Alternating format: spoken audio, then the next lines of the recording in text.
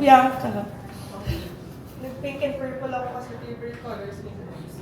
Tapos sabi ko, i-regret ko kung di ako nag-BS kasi sa mga huling conversation namin, gusto niya paano ako mag-BS. I've been friends with Toots for almost 20 years. Ride or die ko siya. He's my first call, always. Alam ko first call din niya ako pag may shoots. Laging right of first refusal siya. Kaya nga, never kami nag-away. Kahit ang usap namin lagi, parang nag-aaway kami. I always have to say, di kami nag-aaway, ganito lang kami mag-usap. Never nga kami nag-away until very recently nagtampo ako sa kanya, nagtampo din siya sa akin. I'm just so happy that before he passed, we made up. And I think that just means na complete na yung friendship namin. Toots is a man of complete contradictions. Wala siyang gagong makulit. And he's such a good guy. Mukha siyang pa-rock and roll, but again, his favorite color is pink and purple. His favorite artist is Taylor Swift. All his favorite drinks are pink drinks.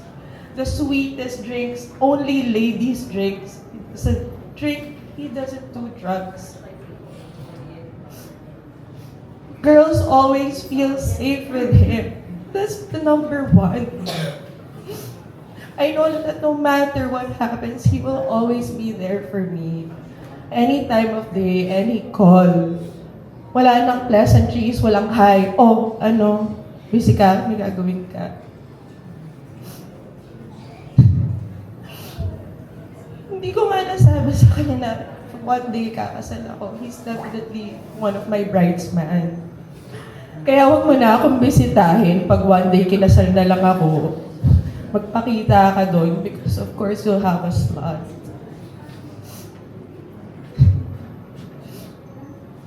Gusto ko rin malaman niya dahil yung away namin was number 1, what is art? Number 2, who gets to decide? And sabi ko kasi may mga ginagawa siyang hindi art. But clearly, his entire life, up until his death and after, is just one big piece of artwork. I love you, Toots. Alam mo yun.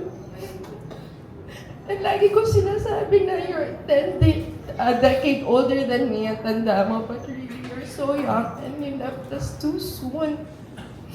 Wala nang magsasabi sa akin na konyo ko and fake kulot ako.